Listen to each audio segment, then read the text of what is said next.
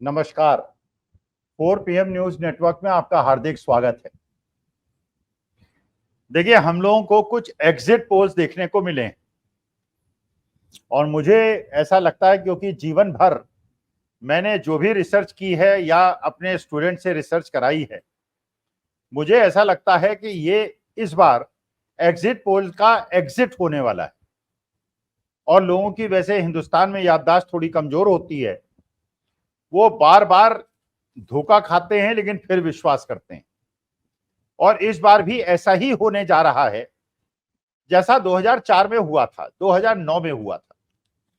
2004 में जब अटल जी की सरकार थी, किसी ने नहीं सोचा था, क्योंकि अटल जी का सम्मान सब लोग करते थे। जो विपक्षी दल के लोग थे वो भी सम्मान करते थे, समाज के हर वर्ग के लोग जो थे अटल जी का सम्मान करते थे। तो सब ये मानते थे कि एक तो विद्वेष नहीं है समाज के अंदर, और अटल जी एक प्रबुद्ध व्यक्ति हैं, अच्छे कवि हैं, अच्छे हृदय के आदमी हैं और अच्छे हैं। चाहे उनकी विचारधारा एक ऐसी विचारधारा है जिससे बहुत ज्यादा लोगों में दुविधा ना हो, लेकिन वो व्यक्ति कम से कम ऐसे थे जो इंदिरा जी की भी बड़ाई कर सकते थे, जो राजीव गांधी की भी बड़ाई कर सकते थे। और जब पंडित जवाहरलाल नेहरू की डेथ हुई थी, तब भी उन्होंने कहा था कि हिंदुस्तान का एक बहुत बड़ा स्तंभ ढह गया। अपने राजनीतिक कद को बढ़ाने के लिए कभी भी उन्होंने अपने विपक्षी दलों को प्रतिद्वंदी नहीं समझा, दुश्मन नहीं समझा। लेकिन इसके बावजूद जब सारे एग्जिट पोल दिखा रहे थे कि अटल जी की सरकार बन रही है, और बल्कि जितने सेफोलॉजिस्ट थे वो सब बीजेपी के बड़े बड़े नेताओं को ये बता रहे थे कि इस समय अटल जी की इमेज इतनी ज्यादा अच्छी है कि अगर आप इलेक्शंस को प्रिपोन करा लेंगे तो आप जीत जाएंगे।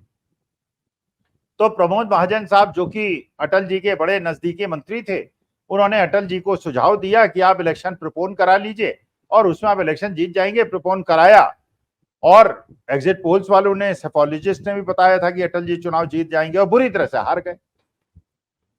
2009 में फिर इन सेफोलॉजिस्ट और एग्जिट पोल्स वालों ने बताया कि कांग्रेस की सरकार गिर जाएगी, लेकिन कांग्रेस की सरकार पहली बार से ज्यादा बहुमत लेके बनी और अच्छी तरह से चली 5 साल। 2014 में सत्ता का परिवर्तन हुआ, तब भी एग्जिट पोल वाले थे। ये एग्जिट पोल वाले तब भी थे जबकि अभी मध्य प्रदेश, छत्तीसगढ़ और राजस्थान के इलेक्शंस हुए थे, और ये सब दिखा रहे थे कि कांग्रेस जीत रही है और कांग्रेस हार गई। गलतफहमी में लोग पड़ गए कांग्रेस वाले कि साहब, जब सब लोग सेफोलॉजिस्ट कह रहे हैं तो हम जीत ही जाएंगे, तो हम इतनी मेहनत क्यों करें। उन्होंने चुनाव संरचना और जो लास्ट मूवमेंट मैनेवरिंग होती है वो नहीं की और चुनाव हार गए। अब इस बार ये अच्छा, लेकिन ये अंतराल होता है, पहले 2004 में हुआ, फिर 2009 में हुआ, उसके बाद विधानसभा चुनाव में हुआ। लेकिन जनता भूल जाती है, फिर जनता दोबारा लत की तरह फिर वो पहुंच जाती है, ऐसा सेफोलॉजिस्ट क्या कह रहे हैं, फरे ज्ञानी क्या कह रहे हैं, फलाने ढिकाने ज्ञानी क्या कह रहे हैं, और वो उस चक्कर में पड़ जाती है और इसका ये फायदा उठाते हैं। इस बार फिर उन्होंने यही किया है। अब इन्हें कहीं से टास्क मिला है कि ये दिखाना है कि भारतीय जनता पार्टी को अपने बल पर 350-370 सीटें मिल रही हैं और गठबंधन को 400-425 सीटें मिल रही हैं, क्योंकि अटल जी ने कह दिया था हमको 370 मिल रही हैं और 400 एनडीए गठबंधन को मिल रही हैं। तो टास्क था, उसको संभवतः ये लोग पूरा करने का प्रयास कर रहे थे। तो जितने भी चैनल थे जो अपने एग्जिट पोल दिखा रहे थे, उन्होंने वही अपना 350 से 425 तक की सीटों का डिस्ट्रीब्यूशन कर दिया, और बाकी जो बची बचाई सीटें थी वो उन्होंने इंडिया गठबंधन को दे दी। अब मजबूरी उनके पास ये थी कि बहुत सारे स्टेट्स ऐसे थे जिसमें भारतीय जनता पार्टी को 100% सीटें मिली थी, तो वहां तो वो बढ़ा नहीं सकते थे। अब राजस्थान में कैसे बढ़ा देते, गुजरात में कैसे बढ़ा देते, मध्य प्रदेश में कैसे बढ़ा देते, बिहार में कैसे बढ़ा देते, हरियाणा दिल्ली में कैसे बढ़ा देते, लेकिन उन्होंने उत्तराखंड में कैसे बढ़ा देते, हिमाचल प्रदेश में कैसे बढ़ा देते, लेकिन वहां भी उन्होंने बढ़ा दिए। कई जगह ऐसा कर दिया जितनी सीटें ही कोई पार्टी नहीं लड़ रही है उससे ज्यादा उन्होंने बता दी कि वो पार्टी जीतने की संभावना है, क्योंकि दिमाग लगाना नहीं था, जो टारगेट मिला था वो पूरा करना था।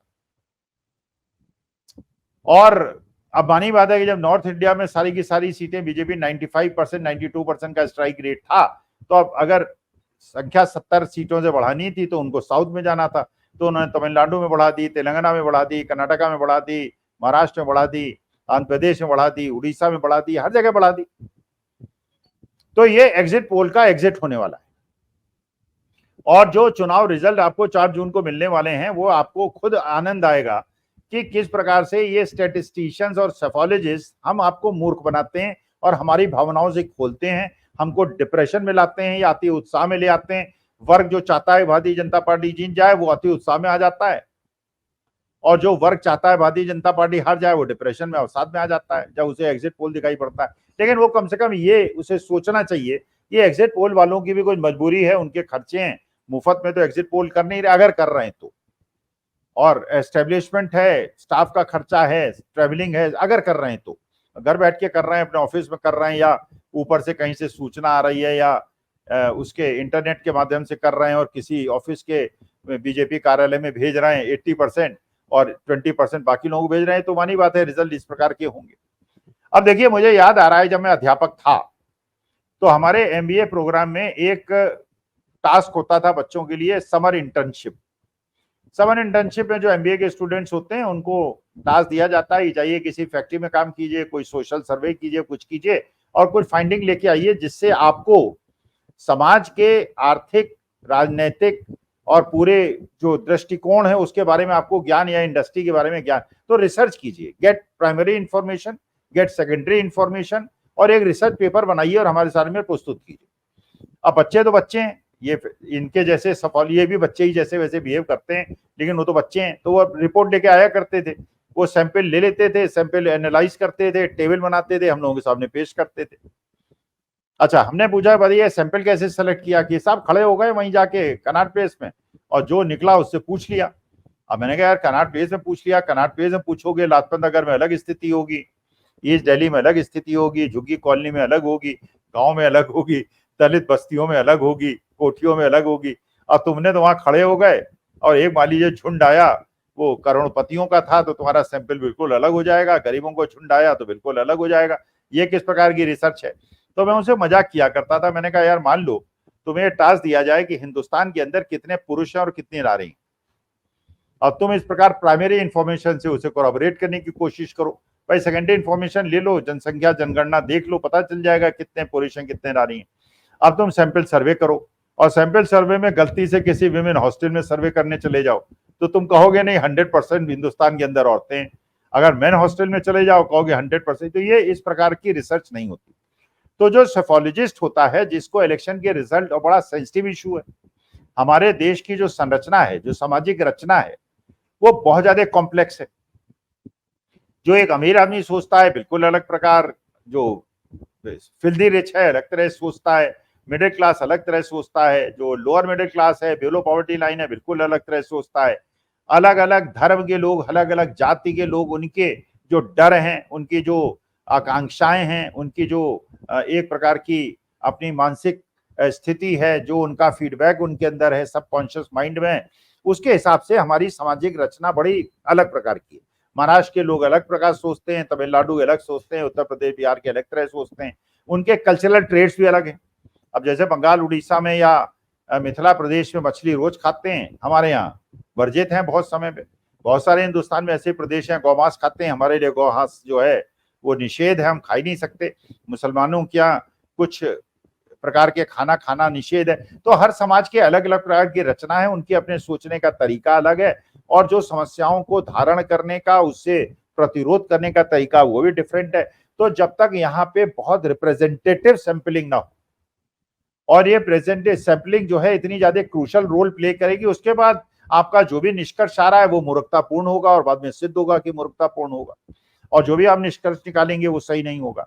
अच्छा, आज तक मैंने अपने जीवन में 72 साल की मेरी उम्र हो गई, आज तक मेरे को एक भी आदमी ऐसा, लाखों लोग मिले होंगे, बहुत स्टूडेंट्स मिले, बहुत लोग मिलते हैं, बाजार में मिलते हैं, सब लोग मिलते हैं, आज तक मुझे हिंदुस्तान में एक भी आदमी ऐसा नहीं मिला जिसने ये कहा हो कि साहब फलाना सेफोलॉजिस्ट या टीवी सेट का जो ये एग्जिट पोल करने वाले हैं इन्होंने हमसे एग्जिट पोल कराया हो।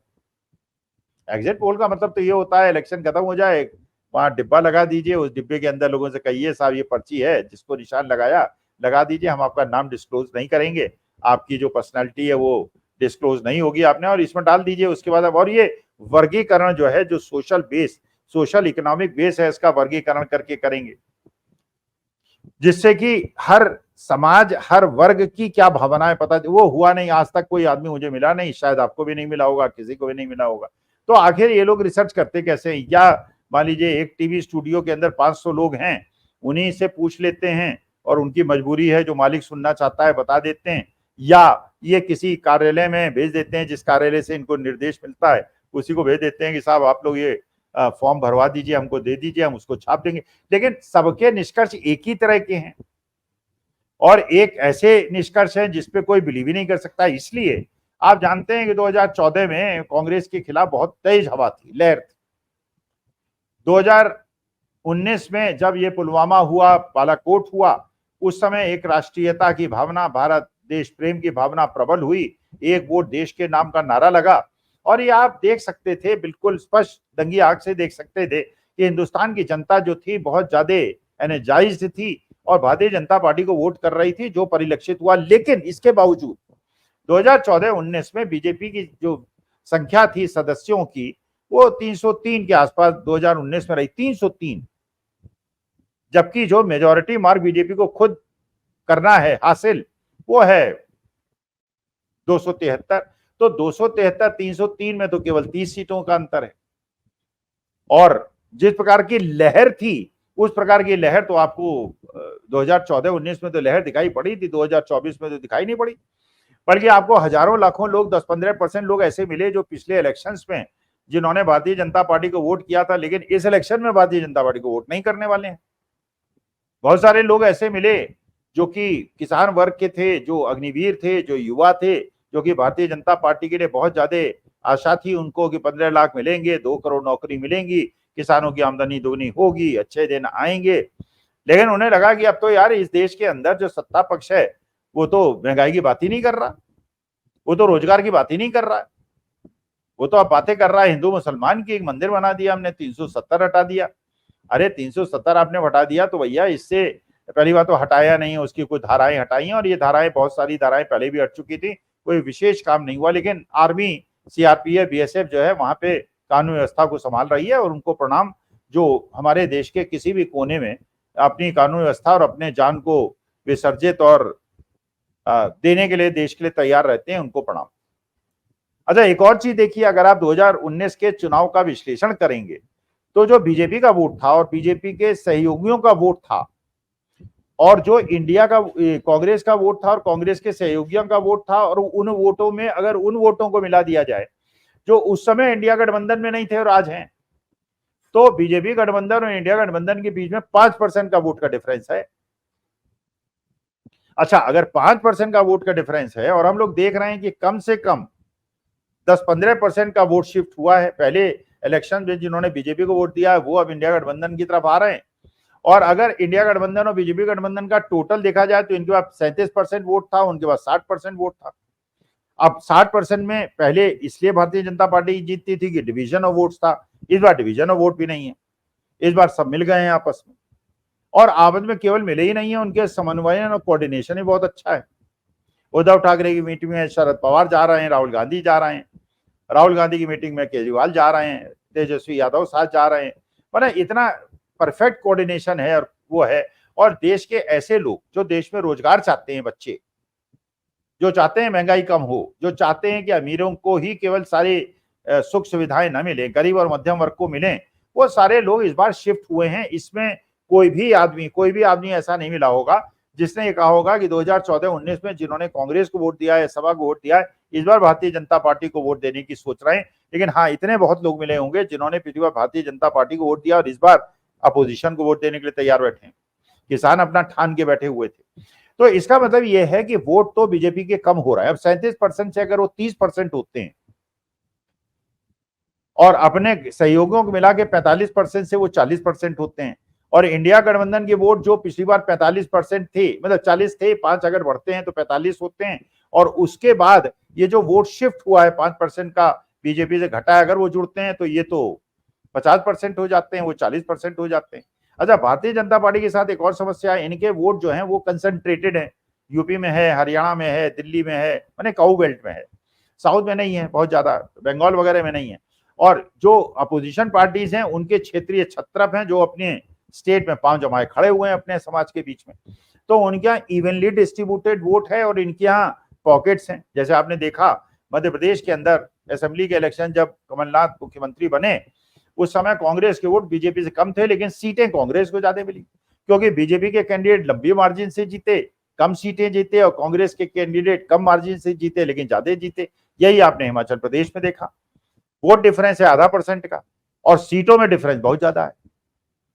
तो अब प्रश्न उठता है कि अगर बीजेपी के 100 कैंडिडेट जीतते हैं 5-5 लाख की मार्जिन से और कांग्रेस के 300 कैंडिडेट जीतते हैं 1-1 लाख की मार्जिन से, तो वोट तो करीब करीब बराबर होंगे, लेकिन वोट शेयर बराबर होंगे, लेकिन इंडिया गठबंधन को ज्यादा सीटें मिल जाएंगी।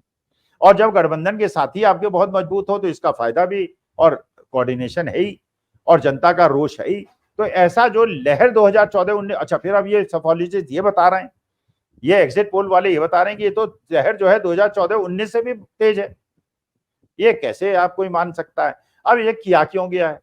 तो पहला ये लगता है इसलिए किया गया है कि जो मतगणना में बैठने वाले अपोजिशन के लोग हैं उनका मनोबल टूट जाए, उन्हें लगे हार रहे हैं। तो इसीलिए अरविंद केजरीवाल ने कहा, अखिलेश यादव ने कहा कि भाई लास्ट मोमेंट तक आपको वहां से हटना नहीं है और विश्वसनीय लोगों को बिठाना है, विश्वस्त लोगों को बिठाना है, बिक जाए ऐसे लोगों को नहीं बिठाना है।